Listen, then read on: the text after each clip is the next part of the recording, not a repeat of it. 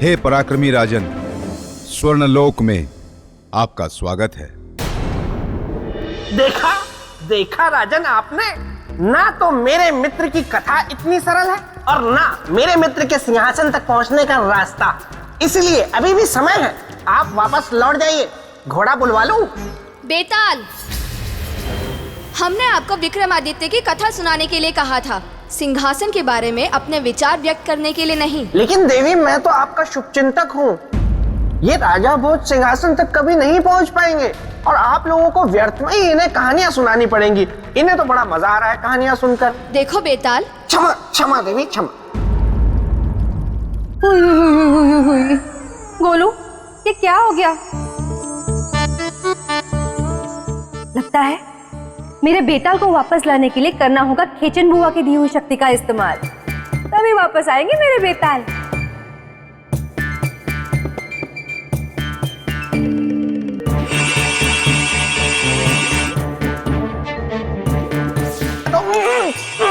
ये मुझे क्या हो रहा है?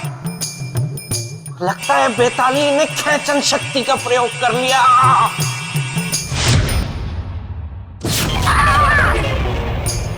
किसने? सौंदर्य लेखा, तुमने मुझे खेचन शक्ति का प्रयोग करके यहाँ क्यों बुलाया? पता है वहाँ पे कितनी आवश्यक चर्चा चल रही थी। अब मेरे बिना क्या चर्चा करेंगे वो दोनों? मैं यहाँ तुम्हारी राह में बिछा के बैठी हूँ फूल, और तुम हो के वहाँ जाके मुझको गए भूल। रुक जा, मैं तुम्हारा नाम मेरे भाई शक्ति सुरमा को बताऊंगी। तुम कितने निष्ठुर हो ये उसे जताऊंगी। नहीं नहीं नहीं नहीं, उसे मत बुलाना। मैंने उसके बारे में सुना है, वो बहुत भयानक है। गोलू, गोलू, गोलू, तुम नहीं आओगे? गोलू, इन्हें मेरे भैया शक्ति सुरमा से मिलवाओ। मैं हूँ शक्ति सुरमा। जो मेरी बहन को सताएगा बना दूंगा मैं उसका चूरमा। और जिसको बहन सताएगी? चुप! बता बहन, कौन है वो, कहाँ है वो जिसने तुझे सताया है? बनता फिरता है सुरमा, बना दूंगा मैं उसका चूरमा। नहीं नहीं, इसकी क्या जरूरत है? वो तो मतलब सौंदर्य लेखा, तुम तो बुरा मान गई। मैं तो मजाक खेल रहा था। तुमने तो भैया को बेवजह परेशानी दे दी। आपसे मिलकर बड़ी प्रसन्नता हुई।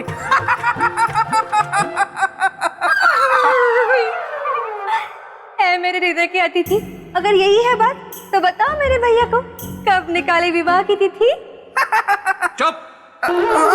जल्दी बोलो, वरना मैं हूँ शक्ति सुरमा।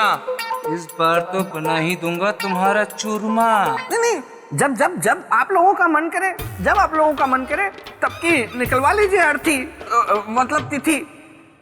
देखा बहन तेरे भाई का कमाल, इस बार तो शादी में होगा धमाल। बाप रे, बच गया। लेकिन मैं यहाँ फंसा हुआ हूँ और वहाँ पता नहीं राजा भोज और पुतली के बीच क्या क्या बातें हो रही होंगी। कुछ युक्ति लगानी पड़ेगी। सौंदर्य लेखा, तुम ना प्रेत भूमि जाकर विवाह की तैयारियां करो। तब तक मैं विवाह कुंडल से मिलकर विवाह की तिथि निकलवाता हूँ। सच्ची? हाँ।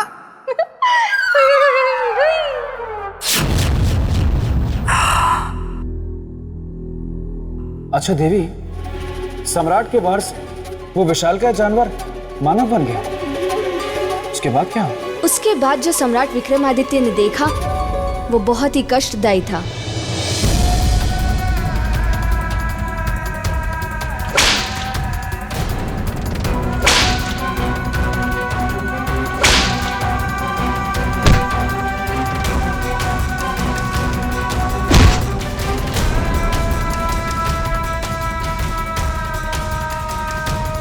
ये स्वर्णलोक है?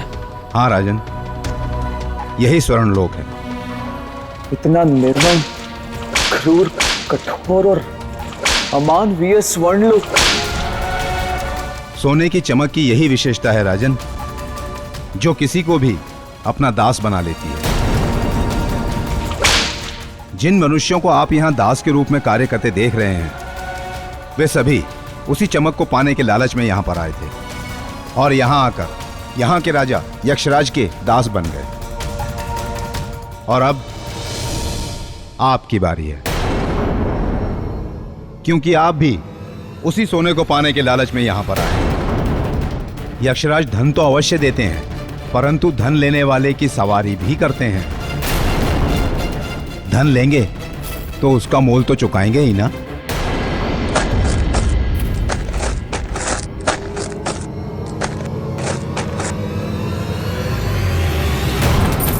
ये क्या कर रहे हैं आप? व्यर्थ का प्रयास मत कीजिए, भाग्य मनाइए कि यक्षराज का सेवक बनने का अवसर प्राप्त हो रहा है। धन पाने की इच्छा है ना आपकी, तो जाना तो पड़ेगा ही। राजन, लोभ चाहे धन का हो अथवा सिंहासन का, होता सदा कष्टकारी है। किंतु संसार की विडंबना देखिए कि ये जानते हुए भी वो लोभ को अपने वश में नहीं करता, भागता है केवल। देवी, यदि धन की इच्छा केवल अपने लिए हो तो वह निश्चित रूप से लोभ कष्टकारी है, किंतु यदि वही इच्छा परोपकार के लिए हो, जनहित के लिए हो, तो वो लोभ नहीं, एक सार्थक उद्देश्य है, धर्म है। और धर्म से कष्ट छटते हैं, कष्ट होते नहीं देवी। परंतु एक बात समझ में नहीं आई देवी। कौन सी बात? यही कि स्वर्णलोक में तो लोभियों को दास बनाने की प्रथा थी और सम्राट विक्रमादित्य को तो धन का लोभ था नहीं, तो उन्हें क्यों दास बनाया गया देवी? इसलिए कि चक्रवर्ती सम्राट को स्वर्ण पूर्ति तक पहुंचने से पहले ये सिद्ध करना था कि वे यहाँ आए हैं तो अपना सब कुछ त्याग कर काम, क्रोध, मद, मोह, लोभ, सब कुछ। और वो उनकी परीक्षा थी। कैसी परीक्षा देवी? मैं जानना चाहूंगा। राजन, राजन, आपके उज्जैनी में हाहाकार मच गया है, प्रजा में त्राही त्राही मच गई है, घोर संकट आन पड़ा है और तो और शत्रुओं ने आक्रमण कर दिया है। बेताल, ये क्या कह रहे हैं आप? मैं सच कह रहा हूँ राजन, ऐसा कुछ नहीं हुआ है, लेकिन ऐसा हो सकता है क्योंकि जिस राज्य का राजा अपना अधिकतम समय एक सिंहासन के लोभ में किससे कहानियां सुनने में व्यतीत करेगा, तो फिर उसके राज्य में यही सब होगा। बेताल, मैं चुप हूं। पूछे राजन, क्या प्रश्न था आपका? देवी, मेरा आपसे प्रश्न यह था कि जैसे कि आपने मुझे बताया कि सम्राट विक्रमादित्य अपना सब कुछ त्याग कर, काम, क्रोध, मद, मोह, लोभ, सब कुछ त्याग कर स्वर्णलोक में गए और ये उनकी परीक्षा थी। देवी, मैं उस परीक्षा के बारे में जानना चाहता हूँ। अवश्य राजन। सम्राट विक्रमादित्य को यक्षराज के सामने ले जाया गया।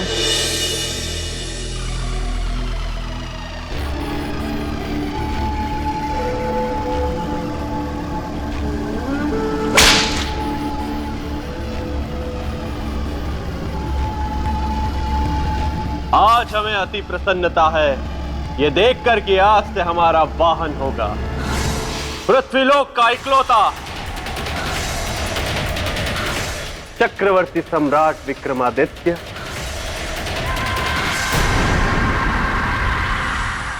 राजन, बदले में तुम्हें अथाह धन मिलेगा, उतना जितना कि तुमने सोचा भी नहीं होगा। चलो आओ, सवारी प्रारंभ करो।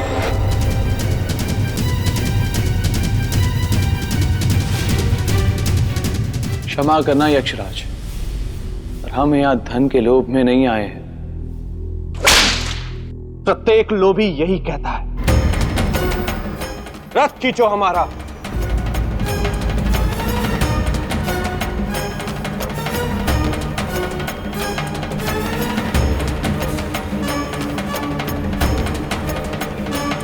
खींचो सम्राट, रथ खींचो, हमें सवारी कराओ।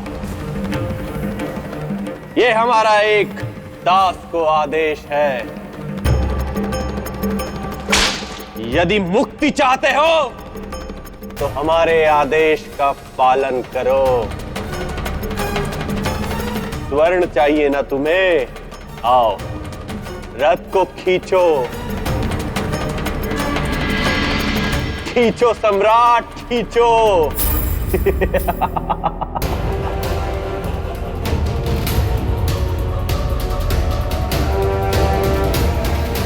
हम है ना, हम लाएंगे स्वर्ण पोटली आपके लिए।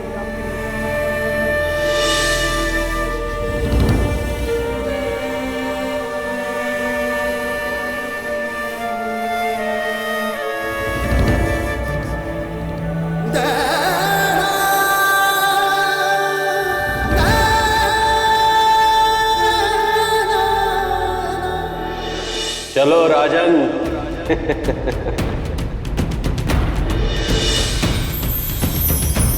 बहुत धन मिलेगा सम्राट। रथ को खींचो, खींचो रथ को। ऋत्विक ध्वज के मोक्ष के लिए हमें ये करना ही होगा।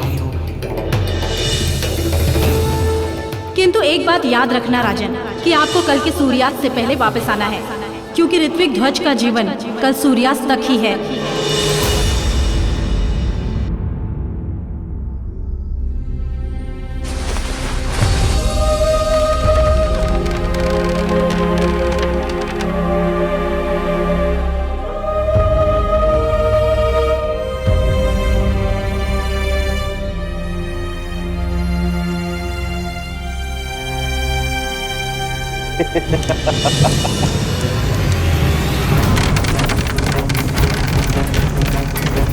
आग! आग! ये आग की लपटें कहां से आई? कोई रक्षा कीजिए हमारी। सम्राट, मेरी रक्षा करो। अरे कोई बचाइए हमें। रक्षा कीजिए सम्राट हमारी।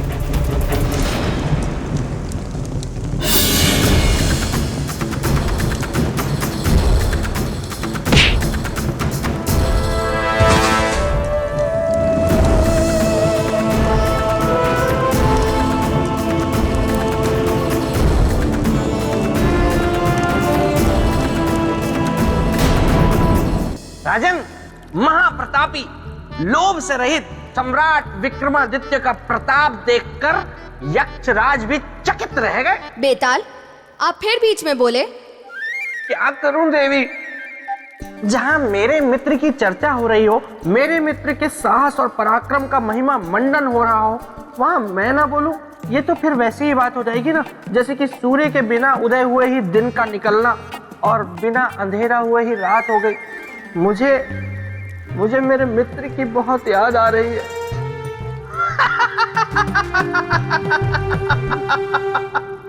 नहीं राजन, इसकी कोई आवश्यकता नहीं, क्योंकि बेताल से बड़ा नाटकीय कोई है ही नहीं। और वैसे भी आज अमावस्या की रुक्मणी तिथि है, और इसमें जो भी रोता है ना, उसका बहुत बुरा हाल होता है। कौन रो रहा है? मैं तो नहीं रो रहा। मैं तो बिल्कुल भी नहीं रो रहा। कौन रो रहा है? बेताल, एक बात मैं हमेशा से कहता है और आज भी कहूं, मित्र हो तो आप जैसा मित्र ना कभी रहा है और ना कभी होगा। राजन, आप मेरी प्रशंसा करके मुझे चने के वृक्ष पे मत चढ़ाइए। देवी, मैं अब बिल्कुल कुछ नहीं बोलूंगा, मैं चुप रहूंगा। आप आगे की कथा सुनाइए। हाँ देवी, मैं ये जानना चाहता हूं कि यक्षराज को जलते हुए रथ से बचाने के बाद क्या हुआ? राजन, यक्षराज ने हाथ जोड़कर सम्राट विक्रमादित्य से क्षमा मांगी। चक्रवर्ती सम्राट विक्रमादित्य, मुझे क्षमा कर दीजिए। मैं जान गया हूं कि आपको धन का लोभ नहीं है, क्योंकि धन का देवता तो उसी व्यक्ति की सवारी कर सकता है जो धन का लोभी हो। और आपके इसी गुण के कारण मेरे रथ में आग लगी और मेरे प्राण संकट में घिर गए। मैं आपका आभारी। कहिए, मैं आपकी क्या सेवा कर सकता हूं? यक्षराज, इसकी कोई आवश्यकता नहीं। हम यहाँ अपने वचन की लाज तथा किसी की रक्षा के हेतु स्वर्ण पोटली लेने आए हैं। मैं समझ गया हूं राजन, आप कहाँ जाना चाहते हैं। आप जिस मार्ग पर हैं, यहीं से आप अपने लक्ष्य पर पहुंचेंगे।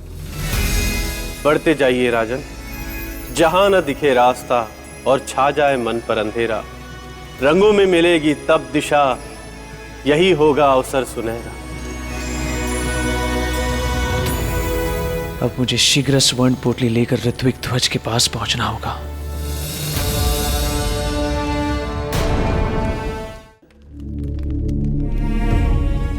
जन्म दे दो।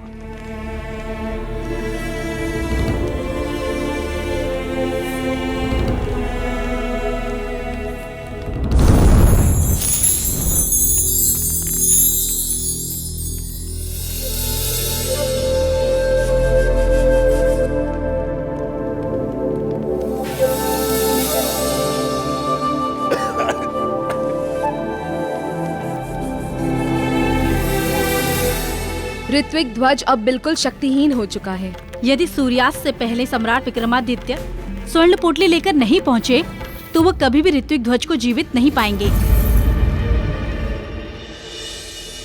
हाँ तो राजा देवी, अगर आप अनुमति दे दें तो आगे की कथा मैं सुना दूं, क्योंकि देखिए ना चाहते हुए भी बार बार मैं बीच बीच में आपकी सुनाई कथा में विघ्न डाल रहा हूँ, व्यवधान उत्पन्न कर रहा हूँ, मुझसे रहा नहीं जा रहा। तो इससे अच्छा है कि आगे की कथा मैं ही सुना लूं।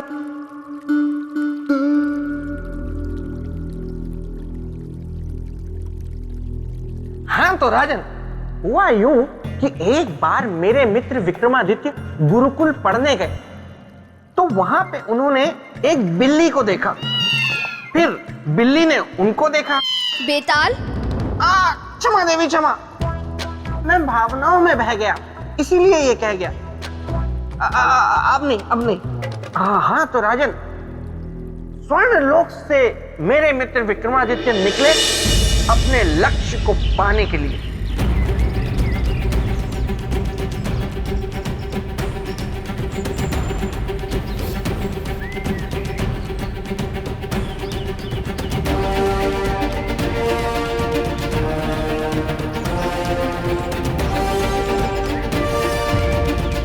ये कहाँ आ गए हम? इतना घना वन।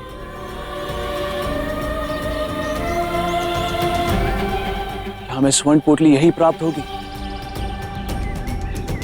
कैसे सुलझाए इस गुत्थी को?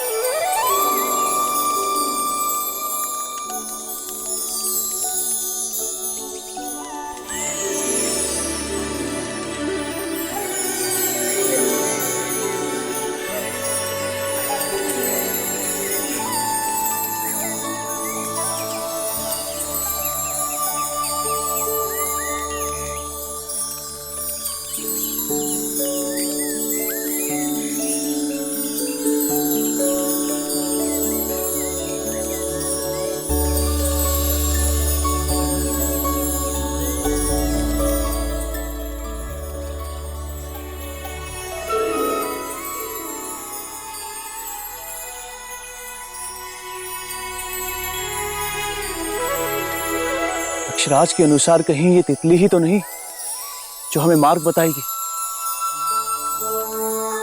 जब ना दिखे रास्ता और छा जाए मन पर अंधेरा, रंगों से मिलेगी तब दिशा, अवसर होगा वही सुने।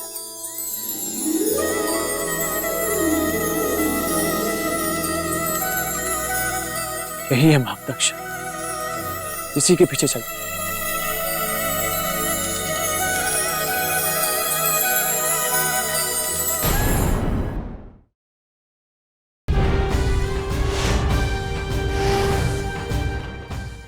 अक्षराज के अनुसार कहीं ये तितली ही तो नहीं जो हमें मार्ग बताएगी। जब ना दिखे रास्ता और छा जाए मन पर अंधेरा, रंगों से मिलेगी तब दिशा, अवसर होगा वही सुनहरा।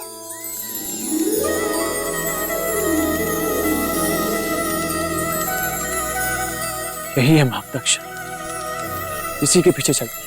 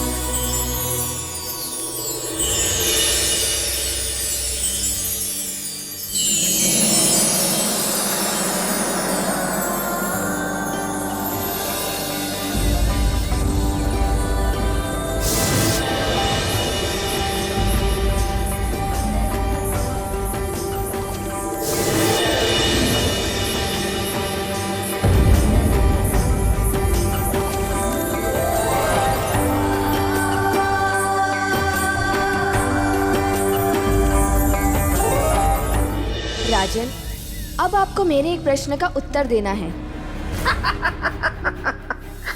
कठिन है, आपका प्रश्न बहुत कठिन है जो आने वाला है। मुझे पता है ना देवी, आपके प्रश्न का उत्तर राजा भोज दे ही नहीं सकते, इसलिए मत पूछिए।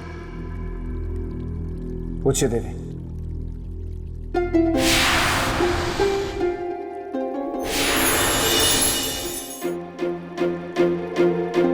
आपको बताना यह है कि कौन थी वो स्त्री, वो कैसी माया थी। देवी, ये उनके काम वासना की परीक्षा थी और इतिहास गवाह है देवी कि अपने लक्ष्य तक पहुंचने के लिए सबसे बड़ा बाधा काम होता है। और देवी, काम से पराजित तो देवता तक हुए हैं।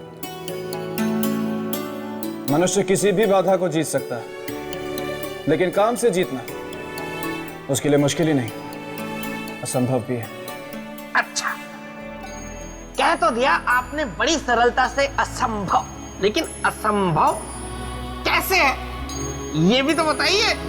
और मुझे पता है कि अब ये असंभव कैसे है, इस प्रश्न का उत्तर आप नहीं दे पाएंगे। क्यों? काम वासना को जीतना असंभव क्यों है? उसे जीतना असंभव इसलिए क्योंकि मनुष्य का मूल काम होता है। सम्राट विक्रमादित्य ने लोक की परीक्षा तो पार कर ली, किंतु अभी काम की परीक्षा पार करना बाकी था। बिल्कुल सही। जिस काम वासना से बड़े बड़े देवता और ऋषि मुनि नहीं जीत पाए, क्या सम्राट विक्रमादित्य उसे जीत पाएंगे? या फिर वो उस सुंदर स्त्री के रूप जाल में फंसकर अपने उद्देश्य से भटक जाएंगे? अब क्या करेंगे चक्रवर्ती सम्राट विक्रमादित्य? बोलिए राजन, कि जो काम भावना मनुष्य के चरित्र, व्यक्तित्व, अस्तित्व और बुद्धि को निगल जाता है, क्या सम्राट विक्रमादित्य उसे जीत पाएंगे? देवी, यदि मन पर नियंत्रण हो तो काम की परीक्षा को पार करना संभव नहीं है। यदि सम्राट विक्रमादित्य ने अपने मन पर नियंत्रण पा लिया तो वो सुंदरी के जाल में नहीं फंसेंगे। ठीक है, तो आगे की घटना मैं आपको बताती हूँ।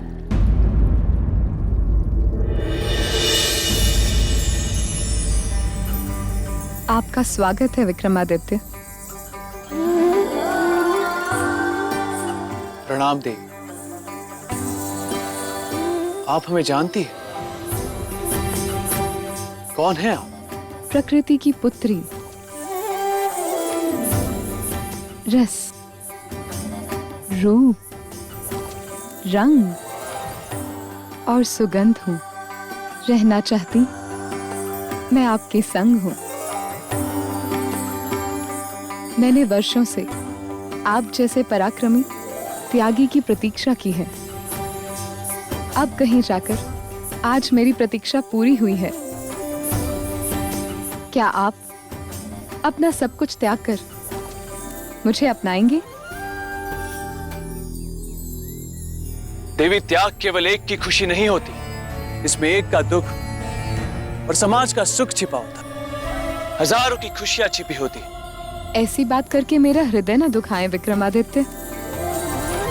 मुझसे विवाह कर मेरे वर्षों की ख्वाहिश पूरी करें। असंभव है ये। लेकिन क्यों विक्रमादित्य? क्या मैं सुंदर नहीं हूँ? अवश्य आप सुंदर हैं। तो मुझ में क्या कमी है? कमी वो देखते हैं जिनसे जिनका स्वार्थ जुड़ा होता है देवी। और हमारा स्वार्थ आपसे नहीं, हमारे उद्देश्य से जुड़ा है, जिसे पूरा करने हम यहाँ आए हैं। मैं आपका उद्देश्य जानती हूँ। आप यहाँ स्वर्ण पोटली के लिए आए हैं।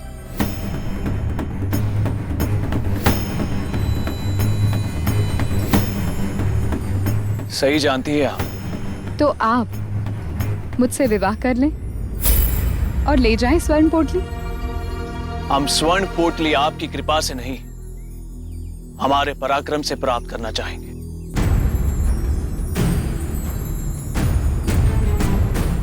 आज्ञा दीजिए।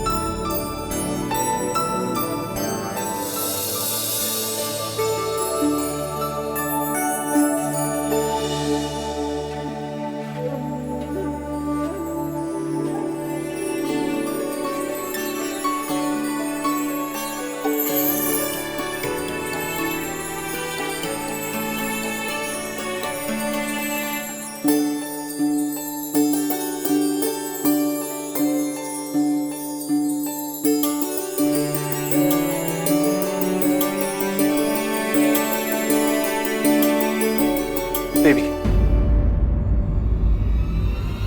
क्षमा करो देवी, पर इस प्रकार का व्यवहार करके हमें लज्जित ना करो।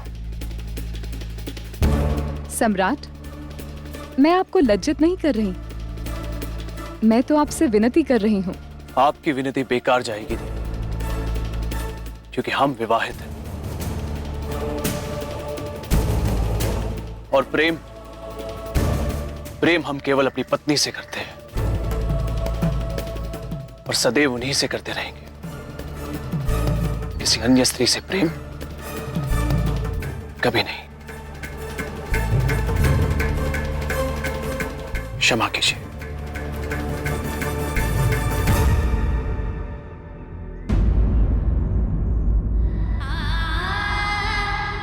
कोई होगा ऐसा शीलवान, चरित्रवान, जो अति से भी अति सुंदर स्त्री के प्रेम निवेदन को ठोकर मार दे।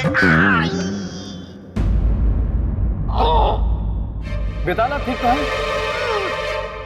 मैं ठीक हूँ। मुझे क्या हुआ है? मुझे कुछ नहीं हुआ। ऐसे छोटे मोटे कंकड़ तो मैं फूंक मार कर उड़ा दूं। किंतु इस समय मैं किसी और को फूंक मार के उड़ाने वाली हूँ।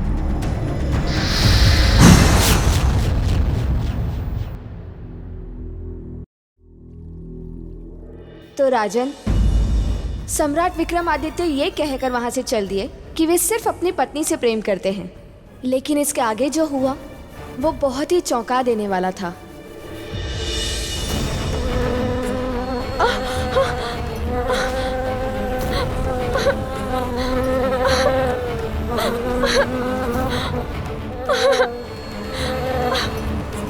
विक्रमादित्य, मेरी रक्षा कीजिए। सम्राट!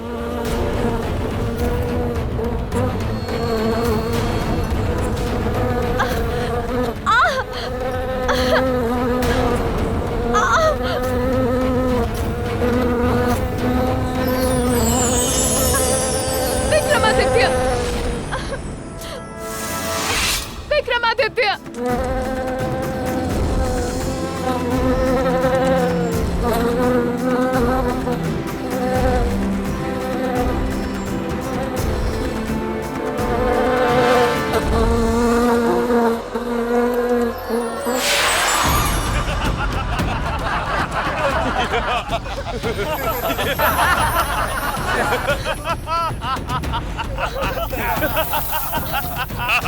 विक्रमादित्य, मेरी रक्षा कीजिए।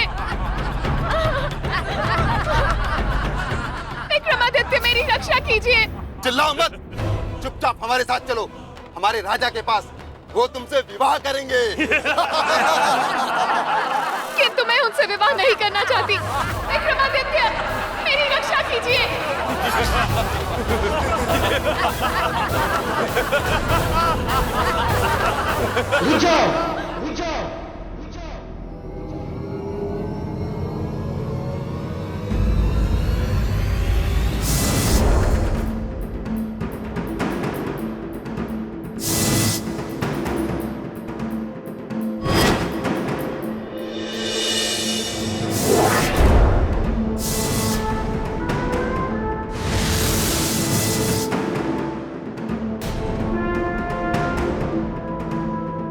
तू कौन होता है हमें रोकने वाला?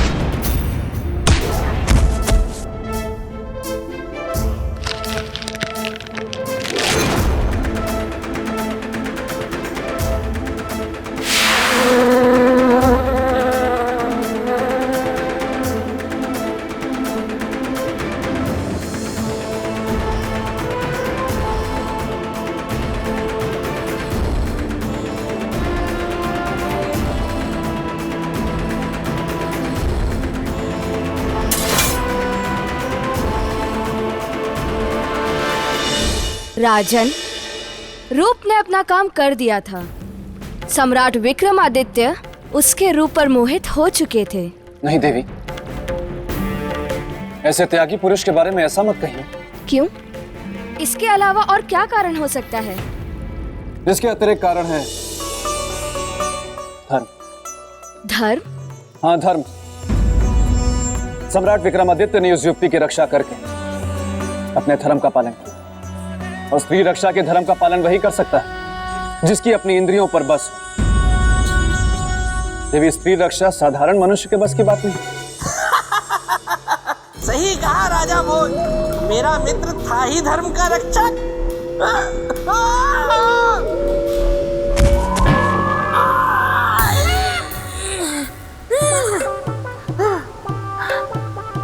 अच्छा हुआ किसी ने देखा नहीं। वैसे कमाल है, आज अब तक वो नहीं आई। क्यों? बड़ी याद आ रही है मेरी। सौंदर्य लेखक तुम कहाँ हो? तुम सिर्फ सुनाई सुनाई क्यों दे रही हो? दिखाई दिखाई क्यों नहीं दे रही? शरीर साथ छोड़ गया है क्या?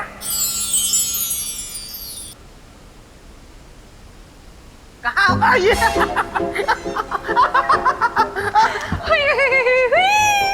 तुम हाँ,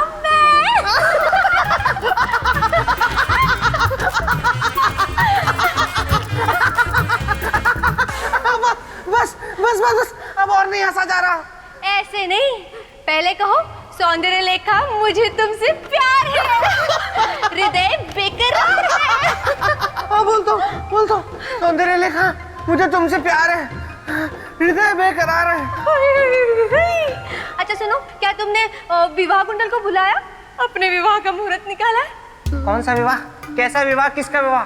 देखो सौंदर्य लेखा, मैं वो बेताल गले नहीं देता किसी की दाल।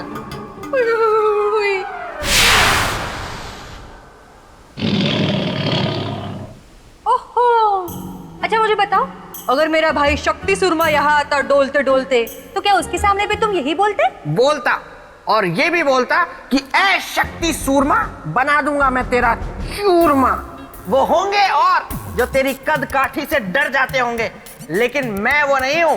अगर मुझे गुस्सा आ जाए तो मैं सामने वाले को अनार के दानों की तरह बिखेर देता हूं और उसकी हड्डी पसली एक कर देता हूं।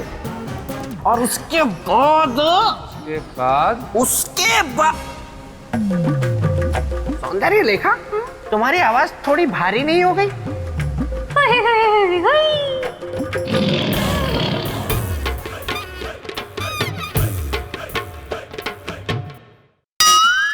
तो तुम मेरी हड्डी पसली तोड़ दोगे?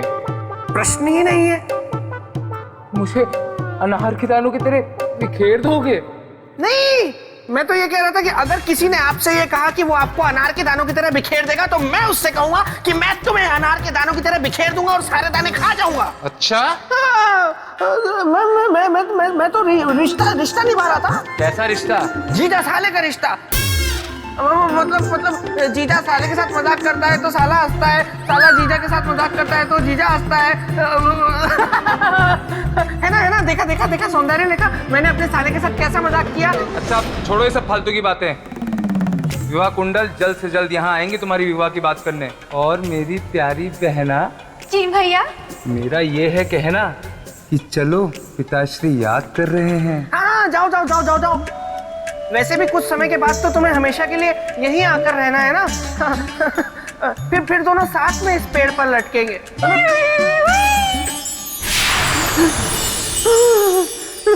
बच गया।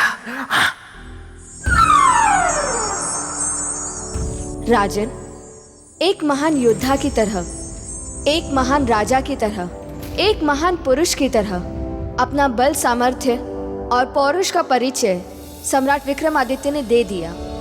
किंतु तब तक और समय घट गया और अब तक सम्राट विक्रमादित्य उस स्वर्ण पोटली तक नहीं पहुंच पाए थे। सम्राट विक्रमादित्य, मैं आपकी आभारी हूँ। आपने अपने प्राणों को संकट में डालकर मेरी रक्षा की है। कहिए, मैं आपके लिए क्या कर सकती हूँ? देवी, केवल हमें इतना बता दे कि स्वर्ण पोटली हमें कहाँ मिलेगी।